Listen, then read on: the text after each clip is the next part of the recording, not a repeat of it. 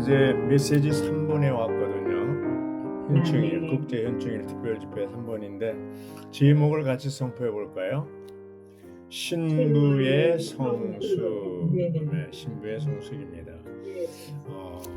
신부가 성숙해야 되겠죠. 네.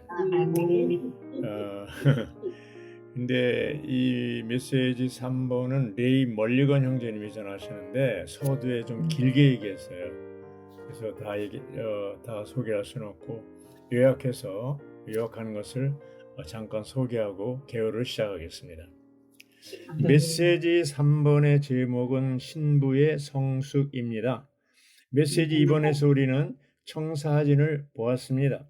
하나님께서 신부에 대한 놀라운 청사진을 사도 요한에게 보여주셨습니다. 하나님의 마음속에 갈망은 아담에게 배필을 주시는 것이고 하나님 자신도 배필을 얻는 것입니다. 하나님은 계속 신부가 필요하다고 말씀하셨고 신약에서 그리스도는 신부를 얻으러 오셨습니다. 1번 메시지는 신부의 준비입니다.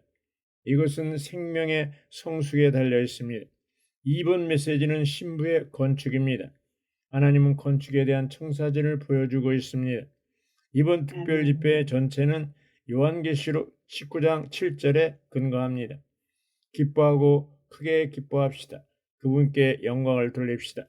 왜냐하면 어린 양의 결혼날이 다가왔고 그분의 아내도 자신을 준비하였기 때문입니다. 계시록 17장에 나오는 장녀는 모조품 신부입니다. 하나님은 이 모조품을 싫어하십니다. 이 모조품인 신부는 너무나 많은 사람들을 속였습니다. 그래서 주님은 적그리스도를 사용하여 종교적인 바벨론인 장녀를 멸망시키시고 17장 물질적인 바벨론을 멸망시킬 것입니다. 18장 주님은 모든 부정적인 것들을 일수한 뒤에 19장에서 할렐루야를 외치고 신부와의 결혼식을 행하십니다. 더 이상 종교적인 바벨론이나 물질적인 바벨론은 없습니다. 오직 신부만 있습니다. 이 특별집회는 바로 19장 7절에 근거한 것입니다. 이 결혼식이 바로 하나님께서 창세 때부터 갈망하셨던 것입니다. 성경 전체가 우주적인 하나님과 사람의 신성한 로맨스입니다. 하나님은 계속해서 인내와 관용하시면서 그분의 백성에게 구애하셨습니다. 그분은 계속해서 신실하게 그분의 백성을 사랑하십니다. 누가 로마자 1번을 또박또박 읽어주시죠? 성숙한에 대한 헬라어 단어의 의미는 마지막 지점에 이른이다. 네, 성숙한. 로마자 1번은 성숙한에 대한 헬라어 단어 의미가 뭐라고 그랬어요? 마지막 지점에 이른 것이에요. 마지막 지점. 자, 우리들은 마지막 지점에 이르렀어요? 안 이르렀어요? 이르렀습니다. 이르렀어요. 할렐루야. A번을 보면요. 변화되는 것은 우리의 탁월한 생명이 신진대사적으로 바뀌는 것이지만 여기 이제 주로 변화를 얘기할 때 로마서 12장 2절에 보면 생각이 바뀌는 것을 말하죠. 혼의 변화. 그다음에 성숙되는 것은 우리를 바꾸어주는 신성한 생명으로 채워지는 거라고 그랬어요. 신성한 생명. 이거는 영 안에서 이루어지는 것들이죠. 그래서 했더니 히브리서 6장 1절을 소개해 줬는데요. 여기 이제 성숙되는 것은 우리를 신성한 생명으로 채워지는 거라고 그랬는데 그 히브리서 6장 1절에 뭐라고 했어요? 그러므로 우리는 그리스도에 관한 초보적인 말씀에 머물지 말고 어디에 머물러요? 초보적인 말씀에 누가? 히브리 믿는 이들. 히브리 믿는 이들은 주로 유대인 믿는 이들이잖아요. 근데 바울이 히브리서를 쓴 목적은 유대인 믿는 이들이 거듭나고 주님을 영접하고 그리스도로 거듭나 생명을 얻고 이렇게 했는데 어디로 빠졌어요? 유대교로 다시 돌아갔어요. 그래서 이들을 다시 어디요? 그리스도로 돌이키는 그리스도가 더 뛰어난 분이라는 걸 얘기하는 거예요. 예. 그래서 우리는 그리스도에 관한 초보적인 말씀에 머물지 말고 여전히 히브리 믿는 이들이 초보적인 말씀에 머물렀다는 거죠. 성숙에 이르도록 전진합시다. 우리는 죽은 행실에서 벗어나는 회개와 하나님에 대한 믿음과 이렇게 나오는데 여기 이제 초보적인 말씀이 있고요. 있는데 그다음에 14절에 보면 또 뭐가 나오냐면 단단한 음식 나오고 또 13절에는 의의 말씀이 나오고 이렇게 됐어요. 그러니까 12절에는 또 아직도 누군가가 여러분에게 하나님의 말씀의 초보적인 기초를 가르쳐 줘야 할 필요가 있습니다. 어린아이라는 거죠. 여러분은 젖이나 먹고 단단한 음식을 먹지 못하는 사람들이 되었습니다. 그러니까 히브리 믿는 이들의 상태가 바울이 볼 때 젖이나 먹고 뭐야? 단단한 음식을 먹지 못하는 어린아이와 같다는 거예요. 고린도 교회에도 어린아이 얘기를 했잖아요. 여러분들은 어린아이라고. 그렇게 했지만 그러면 이제 초보적인 말씀 어린아이 이게 뭐냐면 여기 이제 어떤 상태냐면요. 죽은 행실에서 벗어나는 걸 회개하는 거 2단계. 하나님에 대한 믿음 2단계. 침례에 관해서 가르치는 거, 안수하는 거, 죽은 사람들이 부활, 영원한 심판. 요 정도로 알고 있는 것이 이제 초보적인 말씀이라고 했습니다. 근데 이제 어린이들을 위한 젖이 필요하고 초보적인 말씀이죠. 그다음에 뭐가 필요해요? 성숙한 이들을 위한 단단한 음식이 필요합니다. 단단한 음식. 5장 14절에 단단한 음식은 13절에 뭐라고 그랬어요? 의의 말씀이라고 그랬어요. 여기 단단한 음식, 의의 말씀. 이제 초보적인 말씀은 주로 은혜의 복음이라고 그러면 의의 말씀, 단단한 음식은 왕국 복음에 해당된다고 볼 수가 있겠습니다. 의는 항상 하나님의 통치와 뭐야? 통치적인 다루심을 가리킨다고 그랬어요. 히브리서는 뭐예요? 통치적인 다루심에 관한 책이라고 그랬잖아요. 그래서 10장 31절에 보면 살아계신 하나님의 손에 떨어지는 것은 두려운 일입니다. 이건 뭐예요? 하나님은 그 믿는 이들에 대해서 나중에 12장에서 이제 징계하고 그러지만 다루시는 거예요. 어떤 사람이 사람의 말을 듣지 않고 고집 세우고 자꾸 딴짓하고 그러면 어떻게 해요? 하나님의 손에 떨어지게 되죠. 하나님이 다루시게 되죠. 그래서 하나님의 손에 떨어지는 건 두려운 일이다. 여러분들이 하나님의 손에 떨어지지 않길 바란다. 이런 얘기입니다. 그래서 이제 우리가 14절에 단단한 음식은 충분히 성장한 사람들을 위한 것입니다. 14절입니다. 그렇죠? 단단한 음식은 누구에게 해당되는 거예요? 충분히 성장한 사람들을 위한 것입니다. 자, 자매님들은 초보적인 말씀에 머물러 있습니까? 단단한 음식도 먹을 수 있는 단계에 이르렀습니까? 단단한 음식도 먹어야 합니다. 먹어야 합니다. 할렐루야. 좋습니다. 이제 B번의 변화의 마지막 단계는 성숙 곧 생명의 충만이라고 그랬고요. C번의 성숙한 믿는 이는 그리스도의 몸을 알고 돌보면서 몸을 의식하고 중심 삼는다. 그래서 성숙한 사람들의 한 가지 표시가 있는데 몸에 대한 의식이 있는데 뭐예요? 자기만 생각지 않고 몸을 의식하고 다른 성도들의 필요를 돌본다는 것입니다. 아이들의 특징은 뭐예요? 자기밖에 모르잖아요. 우주의 중심이잖아. 아이들은 모든 걸 자기 중심으로 하는데 생명이 자란 사람은 자기 중심에서 몸 안에서 다른 지체들을 관심하고 돌보는 이상에 있습니다. 로마자 2번을 누가 읽어주시죠? 신약의 영법에 따르면 성숙이라는 단어는 믿는 이들이 거듭났을 때 받은 그리스도의 생명 안에서 완전히 자라고 온전해진 것을 가리킨다. 아멘. 그러니까 이제 거듭나는 것은 시작이잖아요.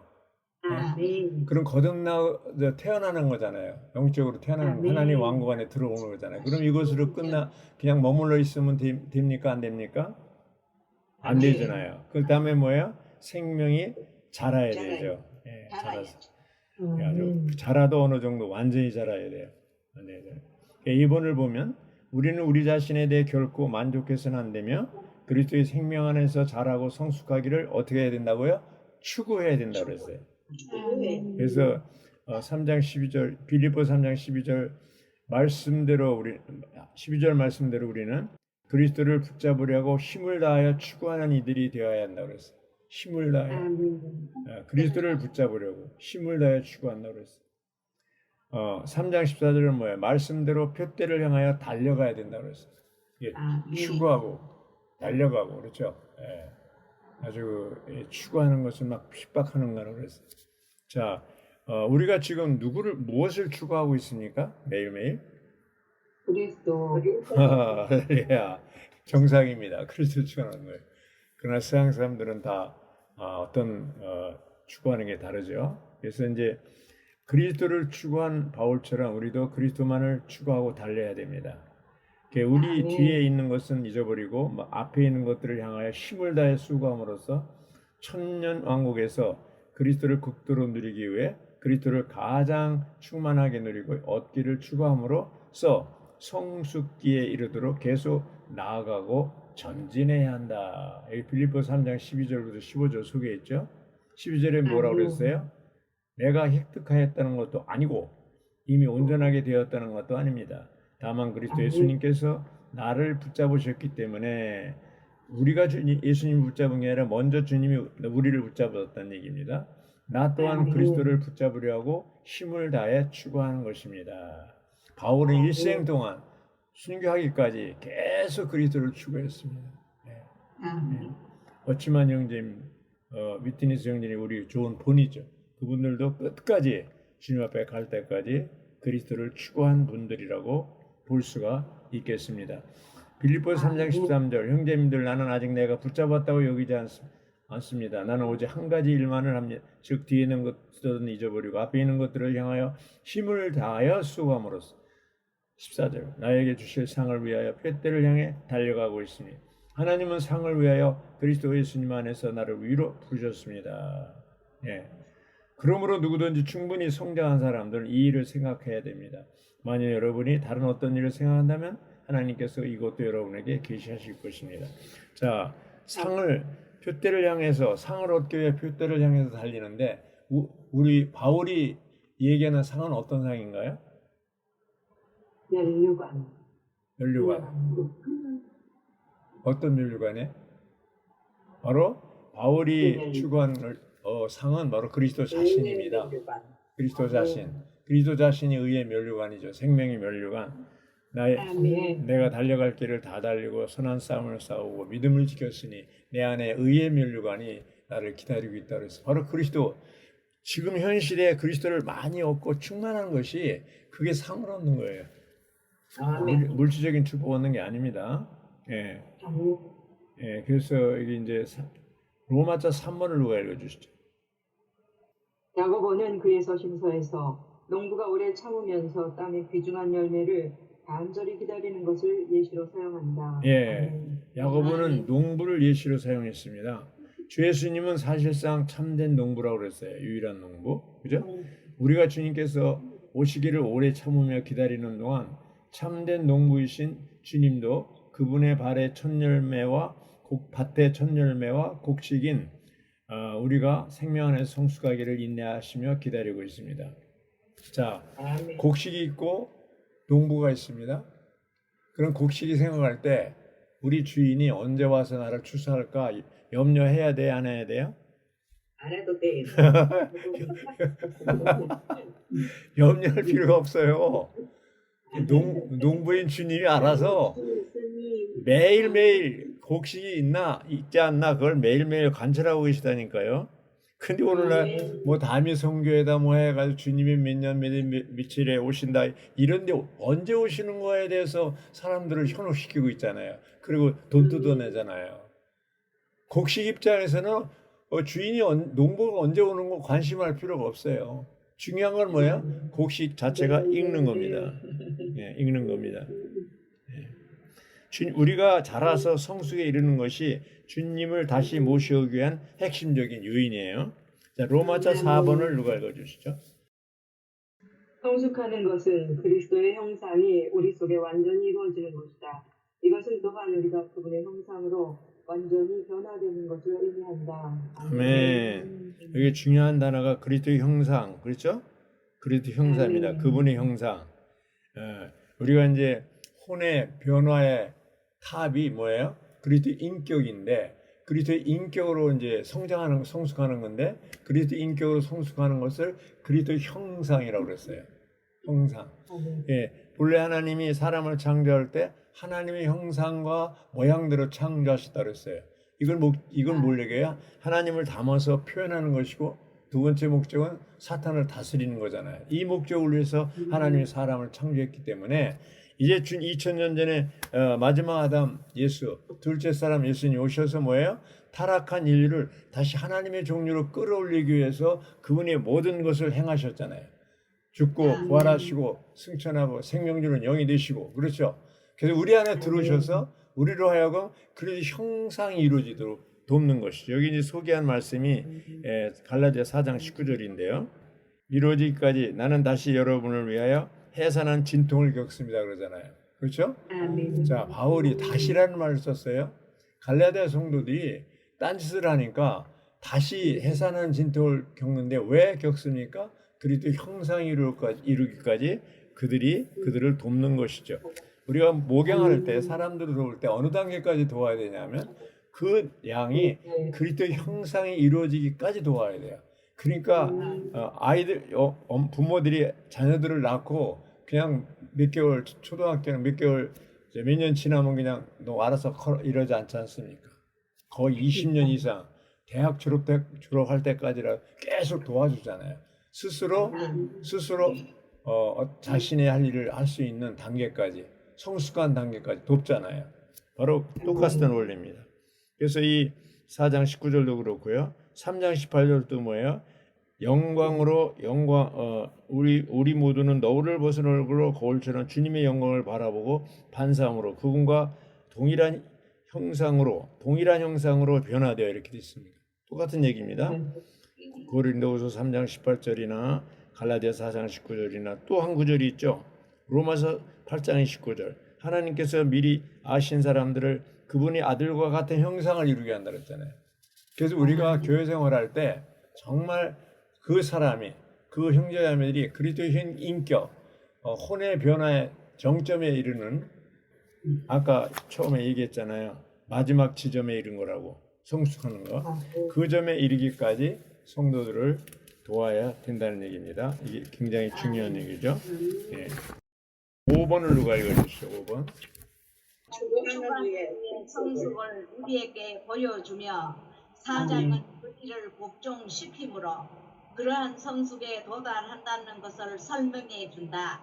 추구하는 이가 성숙에 이른 비결은 그녀의 의지가 완전히 굴복되고 부활한 곳에 있다. 아멘.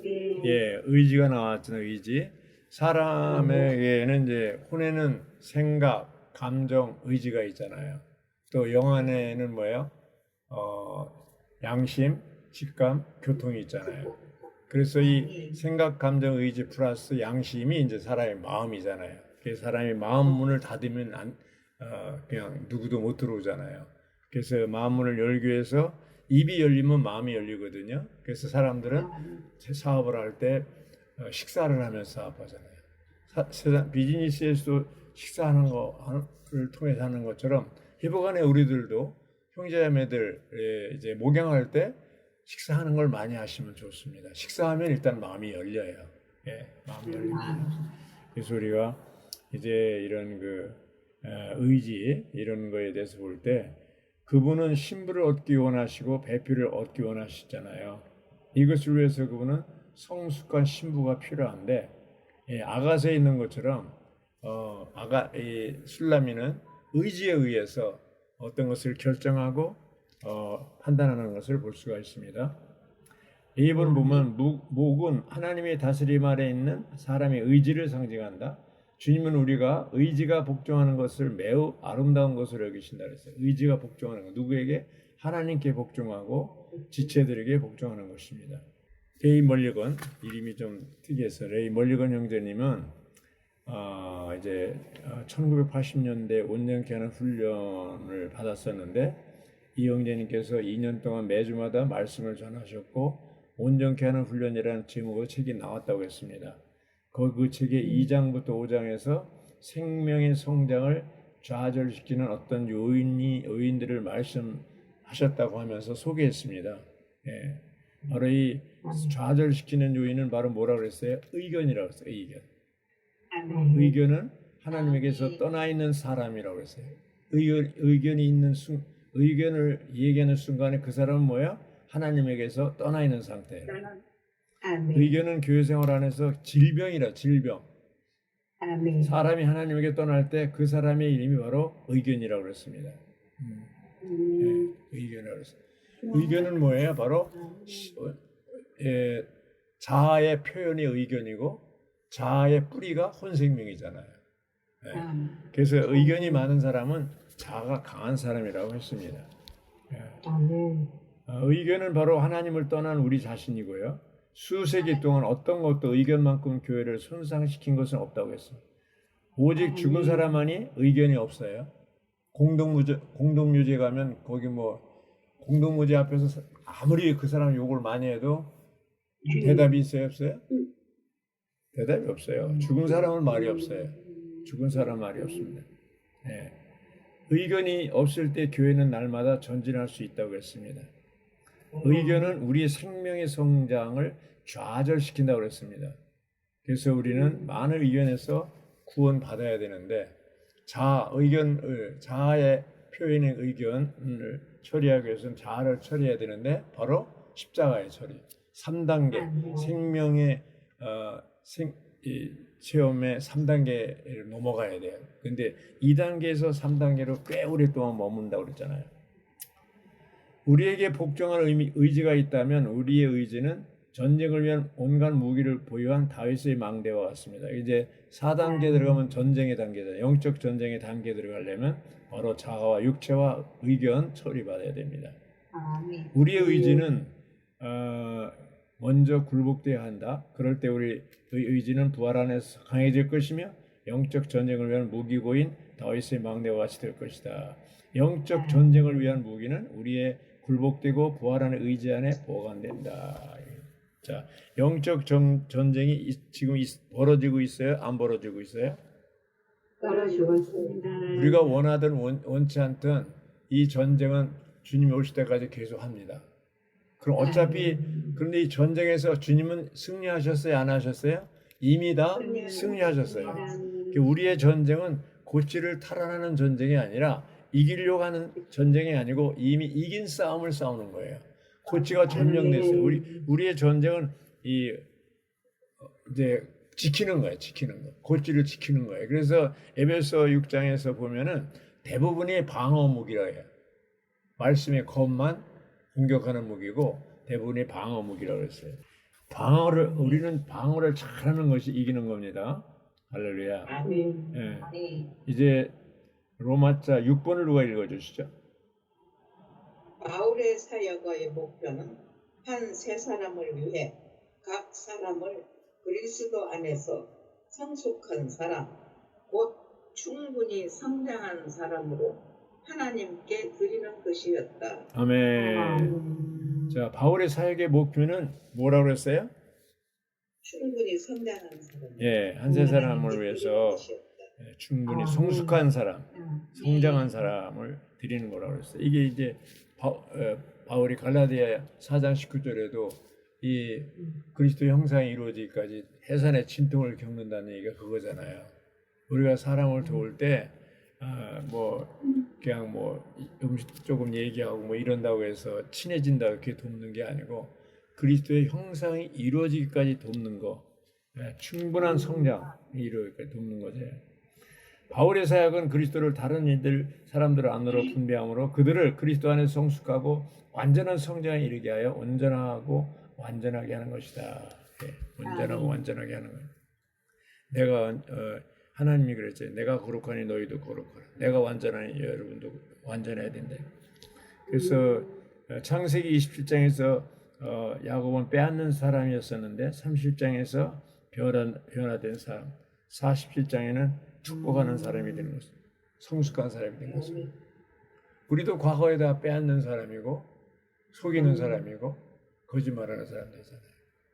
근데 변화되면 어떻게 돼요? 성숙하면 이제 나중에 사실장에서 야곱이 이스라엘이 되어서 다른 사람을 바로왕을 파라오를 축복하는 위치에 서잖아요. 예. 축복한다는 말이 뭐예요? 좋게 말하는 거예요. 다른 지체들에 대해서 좋게 말하는 게 축복하는 거예요. 자, 우리 입에서 다른 사람들에 대해서, 다른 지체들에 대해서 나쁘게 말하거나 판단하고 정죄한다면 그거는 축복하는 게 아니에요. 정말 우리가 성숙한 사람이라면, 성장했다면 특징이 뭐예요? 다른 사람을 축복합니다. 좋게 말합니다. 자매님들이 정말로 가정생활에서나 소그룹 생활에서나 이방인들에 대해서나 정말 이게 축복하는, 좋게 말하는 자매님들이 되기를 원합니다. 예. 할렐루야. 10번에 보면요, 성숙은 용량이 확장되는 문제라고 그랬어요. 1번에 생명의 성숙은 성령의 징계를 받는 것의 총체라고 그랬어요. 히브리서 12장 5절부터 11절까지 있는데요. 징계 나오죠. 징계. 성령의 징계. 여기 이제 5절에 12장 5절에 아들들에게 하시듯이 여러분에게 건네신 다음과 같은 권위의 말씀을 여러분은 다 잊어버렸습니다. 내 아들아, 주님의 징계를 가볍게 여기지 말고 그분께서 책망하실 때 낙심하지 마라. 그렇죠? 네, 그대로 받아들이면 됩니다. 네.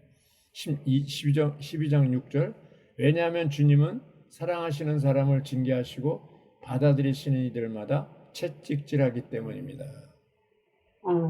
누구를 징계한다고요? 사랑하는 사람을 징계하는 거예요. 네, 사랑하는 사람을 징계하는 거예요. 징계받는 것은 주님이 나를 사랑하다는 증거입니다. 12장 7절 징계를 받을 때 여러분은 견디어내야 합니다. 하나님은 여러분을 아들처럼 다루십니다. 아버지가 징계하지 않은 아들이 어디 있습니까? 모든 아들들이 받는 징계를 여러분이 받지 않는다면 여러분은 사생아이지 친아들이 아닙니다. 사생아는 징계를 받아야 안 받아요? 안 받죠. 예. 또 우리 육신의 아버지들이 우리를 징계하여도 우리가 공경하였는데 모든 영의 아버지께서는 더욱 복종하며 살아야 하지 않겠습니까? 육신의 아버지들은 자기들이 좋다고 생각하는 대로 잠시 동안 우리를 징계하지만 하나님은, 영의 아버지는 우리가 그분의 거룩함에 동참하는데 유익하도록 징계하십니다. 11절이 중요한 거예요. 11절. 모든 징계가 당시에는 기쁘지 않고 슬픈 것 같지만 나중에는 그것으로 훈련을 받은 사람들에게 평안을 가져오는 의의 열매를 맺게 해줍니다.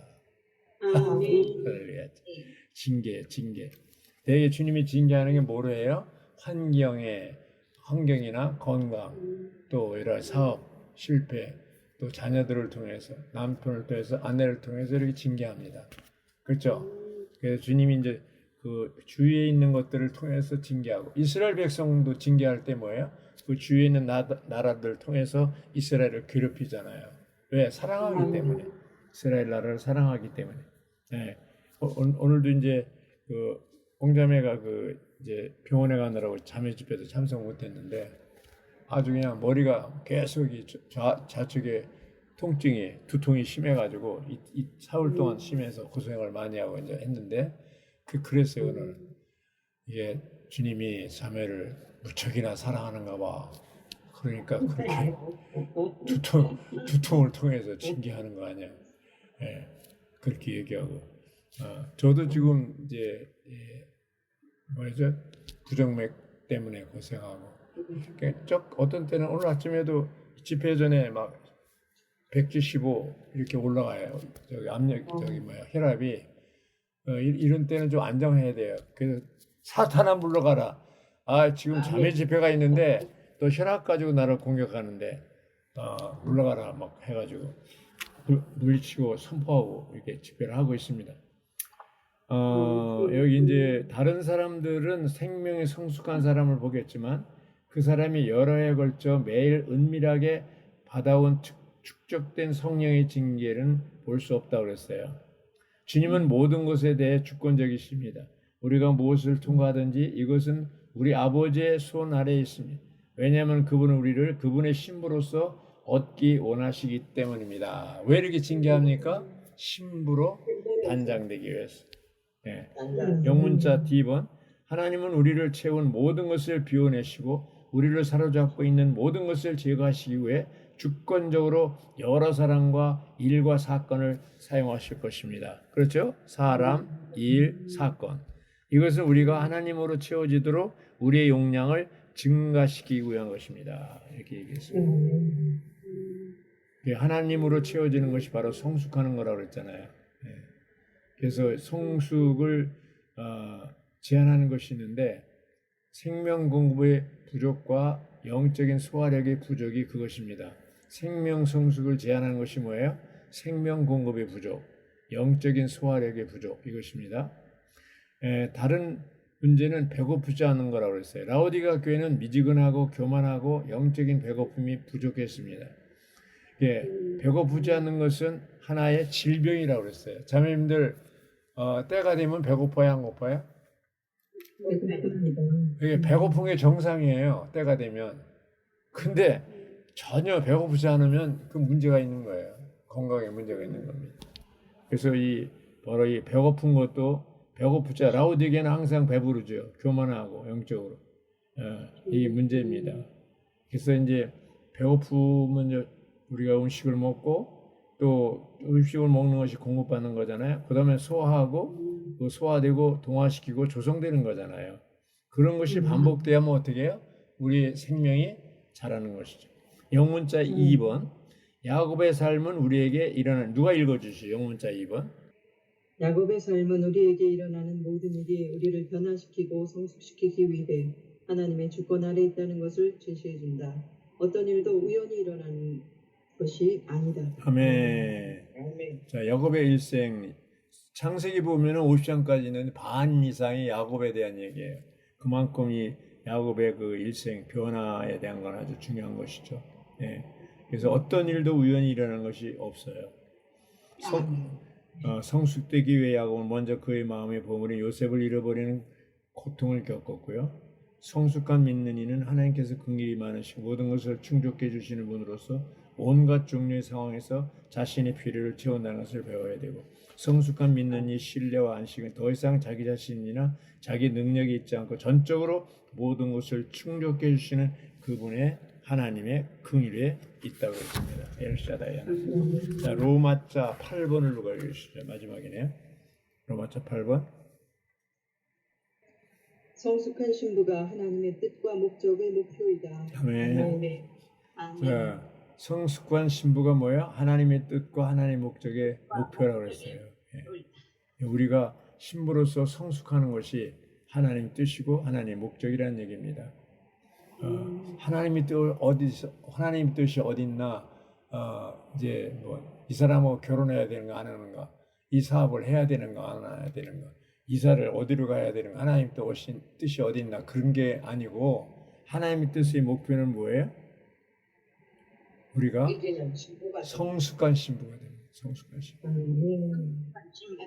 단체적인 신부가 준비되는 것은 이기는 이들이 생명 안에서 성숙되는 것에 달려 있다 그랬습니다. 예.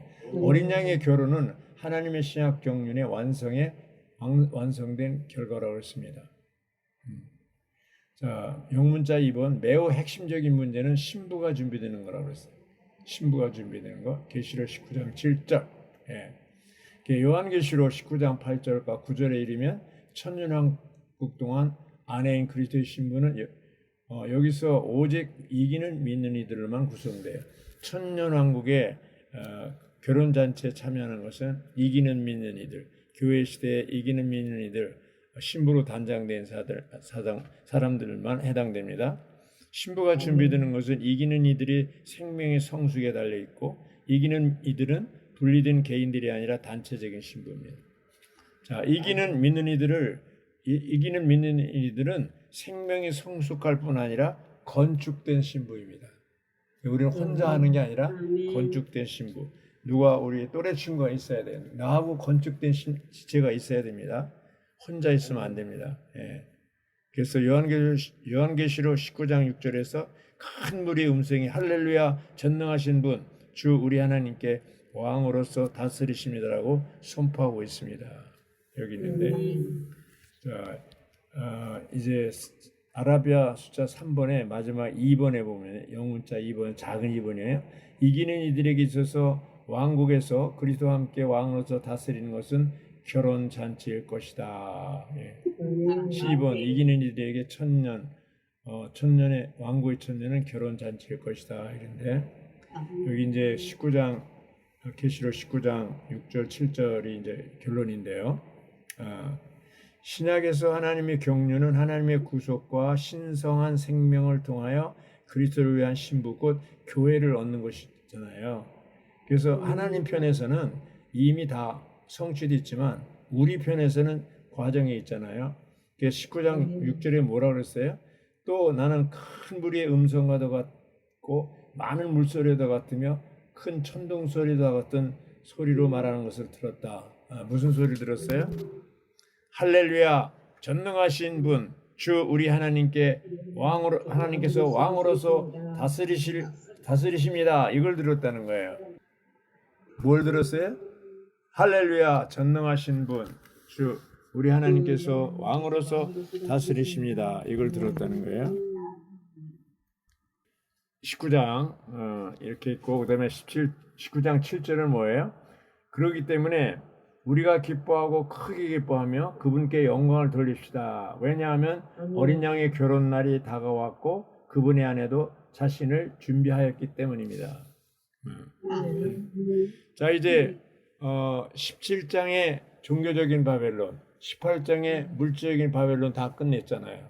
그렇죠? 19장에서 뭐 이제 다 끝냈으니까 결혼 잔치가 이루어지는데 그리스도의 심판대가 이제 고린도후서 5장 10절과 로마서 14장 14절에서 심판을 한 뒤에 상벌이 주어지죠. 상벌이 주어진 뒤에 이제 어린 양의 결혼 잔치가 있잖아요. 거기서 보상을 받는 이기는 이들은 뭐예요? 재판 후에 그리스도의 심판대 후에 신부 군대로서 어디로 가요? 이제 신혼여행을 떠나요. 어디로? 아머겟돈으로. 예, 그래서 적그리스도와 그의 군대를 완전히 멸망시키잖아요. 멸망시킵니다. 대환란 전에 종교적인 바벨론이 망하고 대환란 후에 물질적인 바벨론이 망했는데 이제 지금 마지막 전쟁 적그리스도와 그의 군대들은 완전히 망한 것이 바로 이제 19장의 6절에 있는 것이죠. 왜? 다 끝났어요. 끝났기 때문에 거기서 할렐루야, 전능하신 분 주 우리 하나님께 왕으로서 다스리십니다.